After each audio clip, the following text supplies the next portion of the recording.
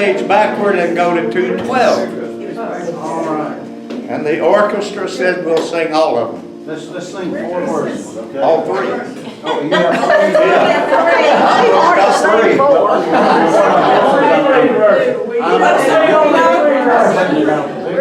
Oh, so we're going to play 3 verses. All right, there we go. That's already. You know something we don't know. Yeah. Okay.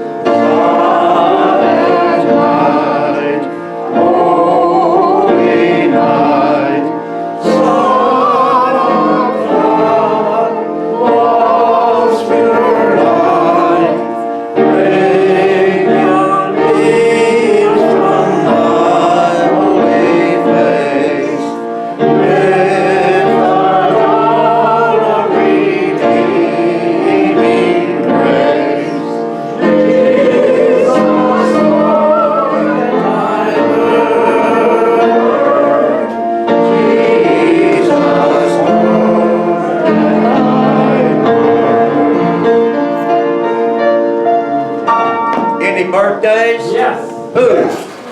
we have our Christmas girl, Betty. Betty Jerkin. Are you 39 again? Yeah. 91. 91. And Patrick. Here we go. Patrick. And it's Tom Donovan's birthday today, too. All right. Who's Tom? Happy birthday to you. Happy birthday to you. Happy birthday, God bless you. Happy birthday to you.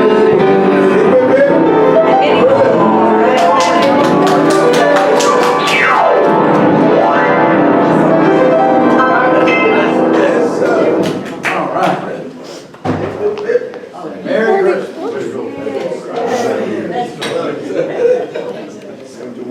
Has anyone seen, I saw this one day this past week, the clip from World War I? Yes. It was Yes. the church last week. Was it? Yeah. Over there too? Yeah. I didn't see that. Yeah. I saw this, we saw it on TV.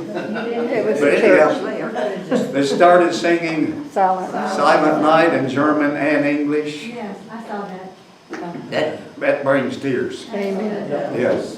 There were grown men in the church last Sunday, shed tears, Yeah. older men. I didn't know that happened. I was not aware that that actually I happened. have heard it before. Almost, but not quite. As Americans living in Bangladesh, we long to be with other Christians for the Christmas celebration. Since it was too far to travel to home, we chose to go to visit London. On a sunny but crisp Christmas morning, we arrived at the site of our church denomination in London, only a block from Westminster Abbey. The 100-year-old church had soaring ceilings, beautiful windows, creaky wooden floors, and about 30 people in attendance. The minister conducted the service with only an organist to help him. But he was so cordial and enthusiastic that we were humbled and grateful to be there. It had been too long since we had been in a place of Christian worship. As we sang carols and listened to the Christmas story, tears filled our eyes. We still longed for our families, but we could feel the presence of God there at that London congregation who were looking after two homesick souls so far away from all that was familiar. Afterward, as we walked through St. James Park, we were so moved that we could not speak. Even though we were in London and longing to be in the United States, our thoughts were in Bethlehem. We realized that it didn't matter where we were located when we prayed. We were still in God's care. Let us pray. Dear Lord, bless those who show the Christmas spirit to the homesick and befriend the needy. Help us to reflect your love to all. Amen. If you've never been to Westminster Abbey, it is moving. And to think of all of the famous historical figures who lie in repose there, it was something. It's awe-inspiring. There's a lot of other things in London are. A lot of kings and queens got married there. Yeah. Married. Back Bill, that's you. It's me. That's you. You're up, that's I was yours. fortunate enough to do brass rubbings at Westminster Abbey. That Oh. was wonderful. That was a lot of fun. Yeah. Well, let me just say, A, Merry Christmas. Merry Christmas. B, no one misses Sissy more than I this morning. And I was trying to think, you know, what could be, and there isn't. There is, no replacement for Sissy, but I decided I would do a memory and a hope. So this morning, I want to talk about the USS North Carolina, which was commissioned on April 9, 1941, the year Wayne was born, was hit by a torpedo in 1942, rescued 10 Navy aviators in 1944, the year I was born, destroyed 24 enemy planes, was rumored by the Japanese to have been sunk 6 times, and traveled more than 300,000 miles.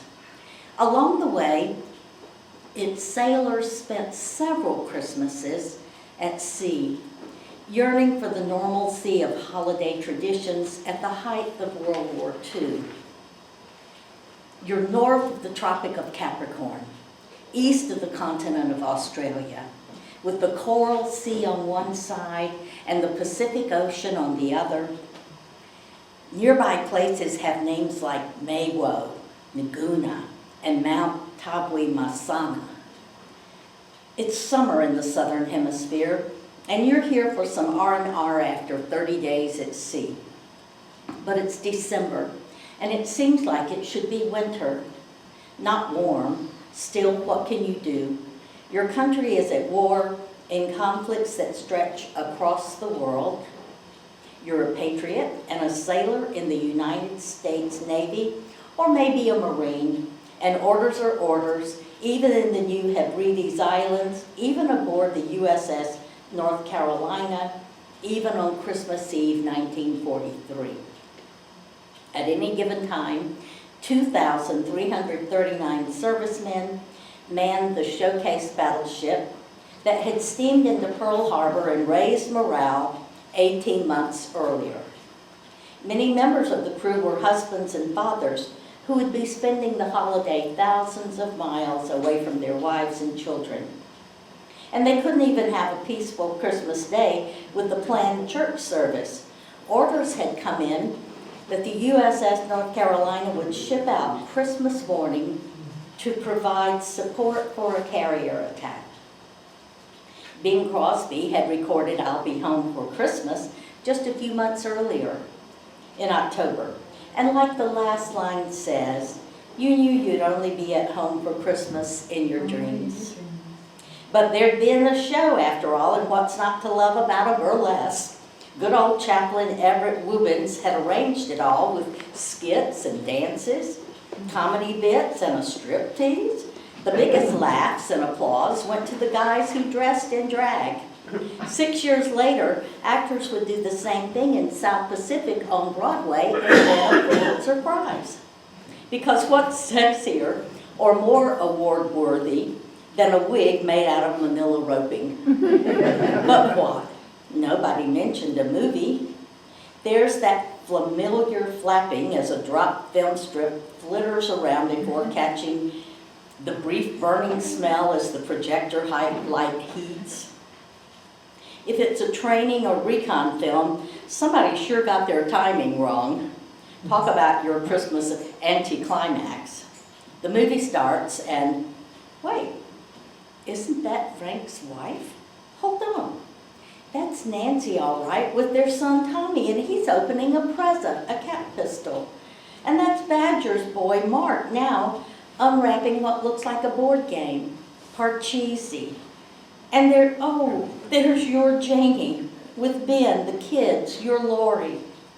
Ship chaplain E.P. Woobens had done more than orchestrate Christmas entertainment. Months earlier in August, he had collected $5 from the crew dads for a grand total of $2,404.25 and had written to Macy's department store enclosing the funds and requesting that Christmas presents, Woobens suggested a $3 limit for each gift, be purchased and mailed to the 729 sons, daughters, brothers, and sisters of those men on the ship. Whether a football, a Raggedy Ann, a stuffed panda, or a baseball bat, the attached gift card was to say simply that the gift was from loved ones and his shipmates on the USS North Carolina. Woobens grows on to type. We realize we're asking a great deal, but you will be adding greatly to the happiness of our children and to our own Christmas joy out here in one of the war zones. Incidentally, we hope that a bit of that joy will reflect on you and your staff of workers. But the store's staff of workers had gone much further than selecting, wrapping, and shipping. With the addresses of the recipients in hand, Macy's invited all of the children and mothers who were able to come and filmed them opening their gifts and telling, and in some cases singing, their missing husbands and fathers hello and Merry Christmas. The effect of that flickering black and white newsreel, the high excited voices and sweet laughter of youngsters, the loving smiles and longing eyes of a spouse, in a darkened hole a ship the length of 2.5 football fields, on a Christmas Eve is hard to picture. A longing too deep to describe, a homesickness too great to express, a surprise too joyous to ever forget. The number of living World War II veterans gets smaller every year. Today, few of the sailors aboard the ship that memorable night are still alive. Lloyd Glick refers to its events in a letter. On Christmas morning, a small group of the band played Christmas carols over the PA system. At 10:00, the ship got underway. We had a big Christmas dinner at sea, wrote Bill Taylor. I don't believe there were many dry eyes that night. Duty called, because the enemy never sleeps, and the warship that would earn 15 battle stars headed forward to places unknown by its crew. But thanks to Macy's, for fathers, husbands, and brothers aboard the USS North Carolina, the sights and sounds of Christmas had been closer, sweeter, and merrier than they could have imagined. The battleship's arrival in Wilmington in October 1961, it arrived there and was dedicated as a memorial in April 1962. Shortly after, the USS North Carolina Battleship Association was formed, and by 1968, 7,243 servicemen's names had been located. Every year, the Battleship Association holds an annual reunion, and although fewer and fewer crew members are able to attend, the surviving families come in their stead to share stories, to visit and make friends, and to preserve memories and the bonds made aboard a beloved ship. For these folks who've recorded oral histories, donated funds, and given thousands of artifacts, we are grateful. And for those rugged souls who were there in December '43, who watched and wept at the images on a screen, who waited for war's end, and survived to return to their families, we salute you, and we thank you with full rejoicing hearts. Merry Christmas from decades hence. So, I thought that was a sweet memory, but let's go back to Bethlehem, where on a cold December night, everybody was coming to see their new Savior and brought him all kinds of gifts and presents. The 3 wise men came in with their valuable gifts of myrrh, frankincense, and gold, and offered them to baby Jesus. At that point, a shepherdess, Madeline, who had seen the wise men passing through, reached the door of the stable to see the child. However, being very poor and having brought nothing to offer the child, she felt helpless and started weeping quietly at the sight of all the wonderful gifts that the 3 wise men had got for the child. Earlier, she had searched in vain for flowers all over the countryside, but there was not even a single bloom to be found in the bitter winter. An angel outside the door was watching over her and knew about her fruitless search. He took pity on her, and when he saw her head droop down in sorrow, decided to help her with a little miracle.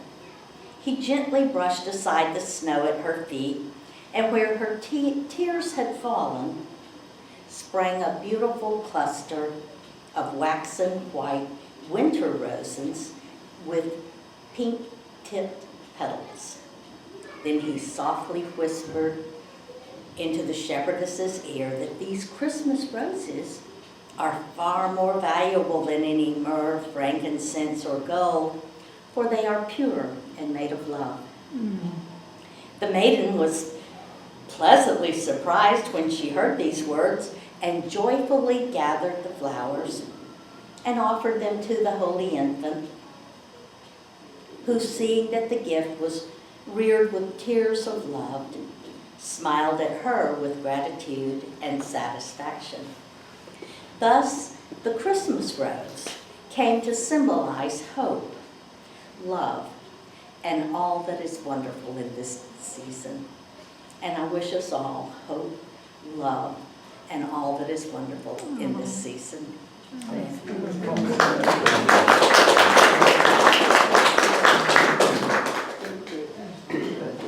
That's good. See what was beautiful. What a wonderful story. 2 stories. And we're real happy that we have such a lovely presentation and teaching of a lesson. Are there any concerns or messages anybody wants to Tell bring up? about Jim. Jim Johnson is in hospice, but not in hospice. He's in hospice in his home. And he's still having problem gaining weight. But Dale Tedder went and visited him, prayed with him, and gave them communion last week. So keep them in your thoughts and prayers. Tom has bought the Nine gift certificates and mailed them Thursday probably. They got there in time. So that's good. We'll have a happy Christmas. And then, you know, the preacher's wife is trying to gather food up for some refugee children from Honduras. that are not getting food during the Christmas holidays. They get food when they go to school. So think about that. And think about the prayers of those who are not here and those who have been here before and passed on. Is there any other? Just, the rose reminds me, I have two of my mother's Christmas cactuses, and they bloom this time of year. Oh, yes. Oh, that's so beautiful, They're yeah. both blooming right now. One is white and one is a red. And it's beautiful that you still have them, but that they were your mom's, yeah. I have a lily like that blooms here. I had some cactus out in the yard that was my mom. Okay, my mother's. So much didn't want to bring them, but I threatened her. Every time I have to weed around them, I get the things in, even if I have on gloves, they just get you. Get you. Yeah. It's amazing how they know. Yeah. The bloom this time of year. Yeah. But it has to be, you have to have some cold weather, I'm told, and so we had a little bit, and then Yeah, it wasn't. mine is. Yeah. That writing on the board behind you is No not joy right, group. correct? No, that was because the Last Joy week. Group had a luncheon Okay. last Just checking. week. I'm Nice. So you don't have to worry about it. We had a nice crowd though. Yeah, it was a nice lunch.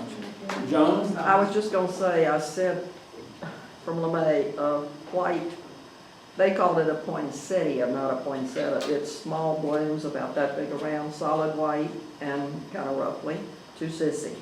Good. So I had That that sounds good. set, Friday. And do you want to tell the class about Tom, how he's doing? Well, he's doing okay. Yeah. We're going today, have cupcakes and balloons and It's his birthday. it's his birthday. So keep him in your thoughts and prayers. Yeah, hopefully the day goes He's well. one of the originals of our class. I'm just in his place telling the jokes. Any other business? I Or? would like to say, this is my third Christmas that I've been in this class. And when I walked in this door 3-some years ago, I found my wonderful Christian family. Amen. And it only gets better. And I just thank you all for being so kind to me, because I sat for 5 years wanting this, but you've all embraced me and Allie and loved us, and you all are just the greatest people I've ever met, and I'm so happy you're part of my family. Me too, there is a lot of love in this world. It's- Well, you're a gift to us. Bill I feel the same way. It is one of the, you talk about a great Christmas gift.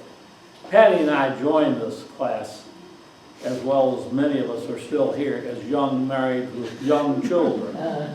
And over the years, we have become very close.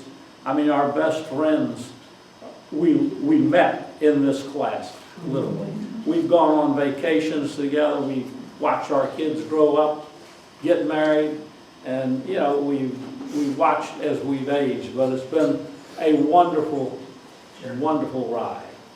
And I'm looking forward to the 50th anniversary of this class. Bill and I have only been in Jacksonville for 14 years. I think it was about 13 years we came to visit one day. And Louise approached us and she said, I've got the perfect Sunday school class for you guys to come to. And she's the one that introduced us to the Asbury class, and we have really enjoyed it. Raspberry. Asbury. We are raspberry. Get a sense of humor. Wayne and I came, and we came up the stairs and came in the door and walked into the first open door. Here we were. So God told us where to go. Well, I want to say that what brought me here was my neighbors, the Hatches. So I'm grateful for that. They were wonderful, wonderful neighbors. We've been blessed with some wonderful and really fine preachers over the years that have done a great job. Yeah, Bill. I want to give you a word of warning, though, if you don't remember this. Don't miss a Sunday. You'll be elected president. We went on vacation for a week or so and came back, and I was, they told me to get up there and Don't feel preside. like the Lone Ranger. We used to go up to the North That was Georgia Mark. mountains and come back after Labor Day. And I was elected 3 times as president before I even joined the church. I think Margaret's the one that got Bill.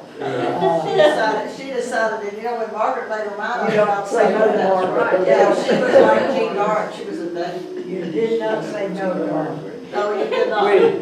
We have had a great time as a class. We've had great parties, and we've been there for others when they've had times, and I think we've made a good contribution to this church over the years in the schools, as teachers, and helping out when things were tough for other people.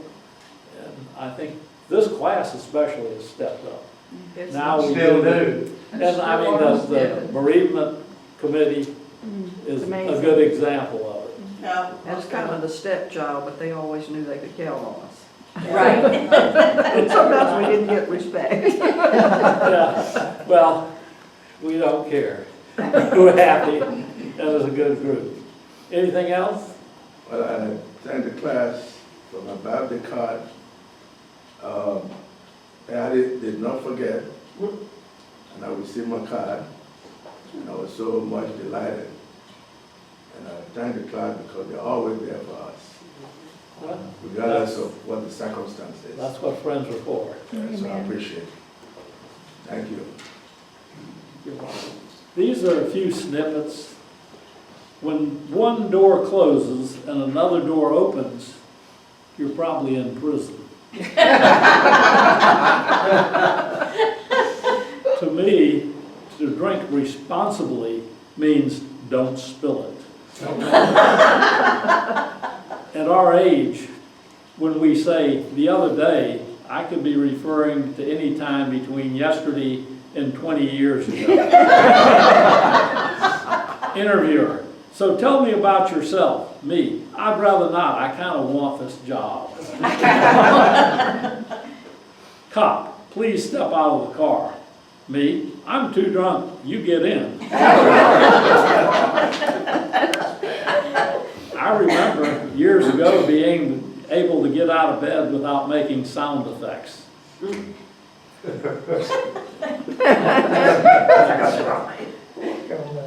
If you're sitting in a public and a stranger takes the seat next to you, just stare straight ahead and say, "Did you bring the money?"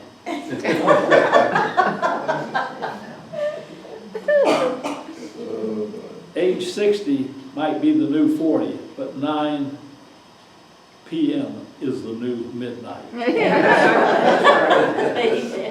I finally got 8 hours of sleep. It only took me 3 days.